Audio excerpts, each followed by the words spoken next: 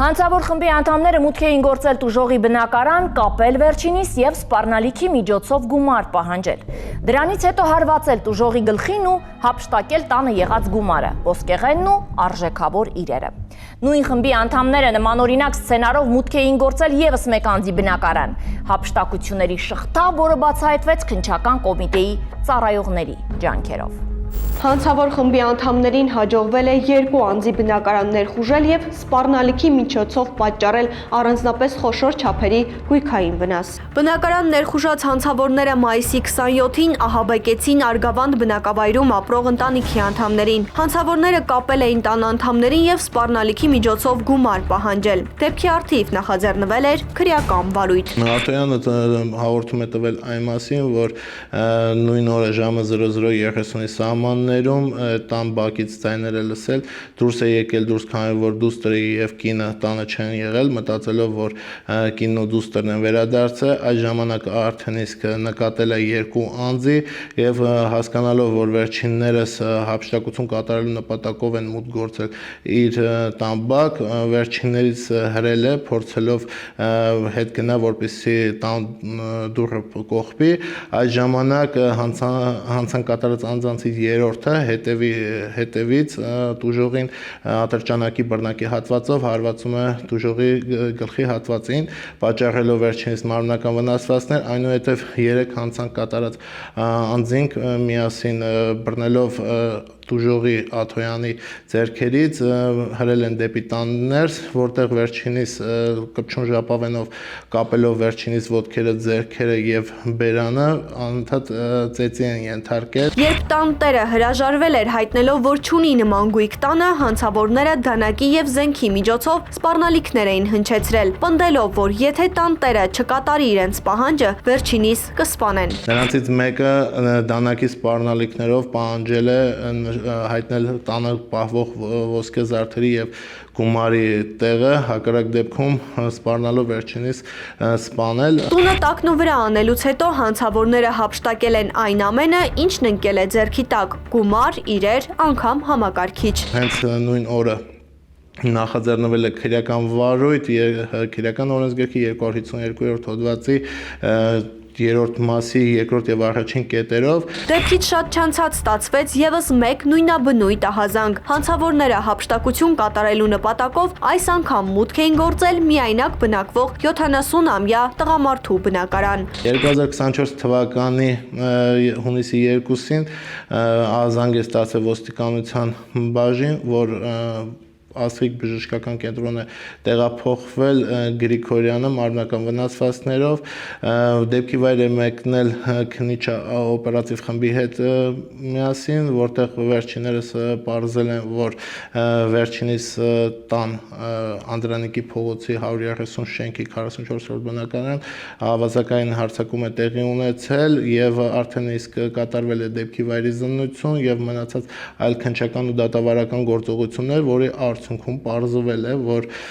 նույն օրը նույն շենքի մեկ հարկ վերև հատվածում հենց դարանակալել են երկու անձինք, ովքեր որ նախապես նույն շենքի այլ բնակչից, որը որ նույնպես հանցավոր համագործակցության անդամ է, վերջինիս կողմից ուղղորդման հետևանքով տեղեկացել են, որ Գրիգորյանը ունի վարձակալությամբ տրված տարածքներ, տանը միայնակ է բնակվում, տարեց տղամարդ է 70 տարեկան եւ հնարավոր է տանը ունենա հավաքած գումար եւ այդ պատճառով արդեն հանցավոր համագործակցության խմբի երկու անդամներ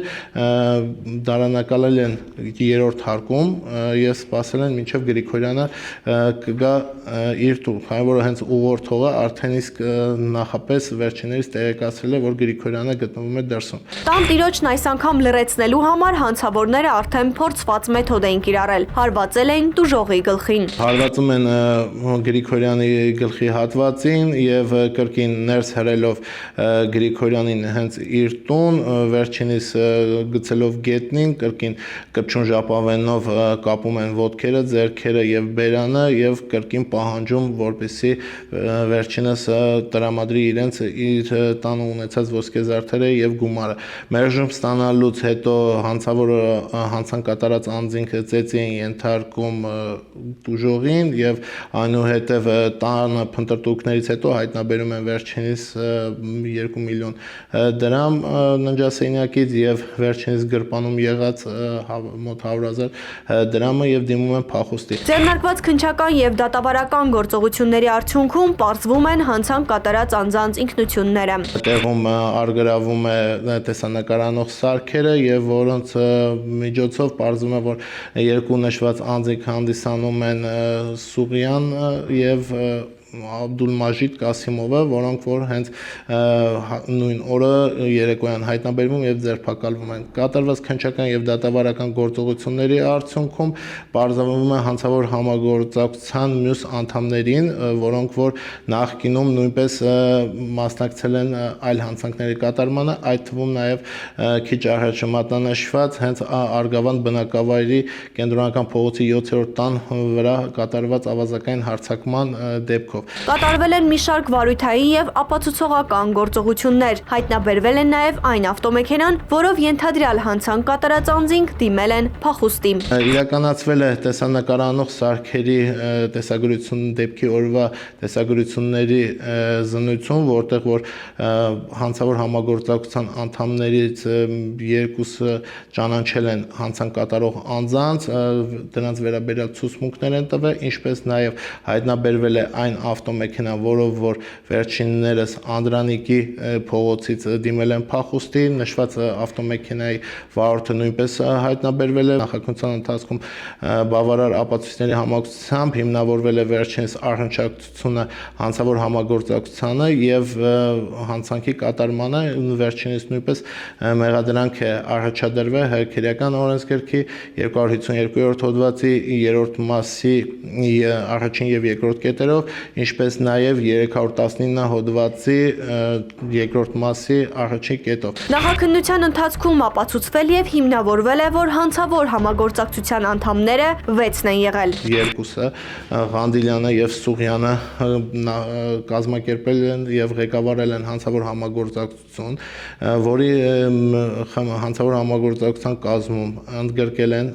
եւ հավաքագրել են 4 անձանց, որոնցից մեկը ՌԴ քաղաքացի է եւ վերջինս ՌԴ-ից տեղափոխվելով Հայաստան բնակություն է հաստատվել վերջիններիս կողմից հավաքագրման նպատակով վարձակալած բնակարանում եւ վերջիններիս հետ միասին մասնակցել հանցանքների կատարմանը։ Նախաքննության ընթացքում նշված է 5 անձանց վերաբերյալ մեղադրանք է առաջադրվել Քրեական օրենսգրքի 252-րդ հոդվածի 3-րդ մասի առաջին եւ երկրորդ կետերով, 252-րդ հոդվածի 3-րդ մասի առաջին եւ երկրորդ կետերով, Սուղյանին 318-րդ հոդվածի 2-րդ մասի 4-րդ կետով, Ղանդիլյանին 318-րդ հոդվածի 2-րդ մասի 4-րդ կետով, իսկ մնացած 3 անձանց 319-րդ հոդվածի 2-րդ մասի առաջի կետով։ Այսինքն նշված 2 անձանց մեղադրանք է առաջադրվել հանցավոր համագործակցություն ստեղծելու, ղեկավարելու համար, իսկ մնացած 3 անձանց արդեն հանցավոր համագործակցությանը մասնակցելու եւ արդեն իսկ կատարված 2 դրվագ ավազակային հարձակումների համար հանցավոր համագործակցության խմբի կազմում կատարված առողջությանը վնաս պատճառելով եւ զենքի գործադրմամբ։ Մեկ անձի նկատմամբ նույնպես նույն հոդվածներով քրեական հետապնդում է հարուցվել, նրա նկատմամբ որպես խափանման միջոց է ընտրվել կալանավորումը եւ հայտարարվել հետախուզում, քանի որ վերջինս գտնվում է ՀՀ սահմաններից դուրս։ 4 անձանց մասով խափանման միջոց է կիրառվել կալանավորումը։ Նրանցից մեկը գտնվում է տնային կալանքի տակ։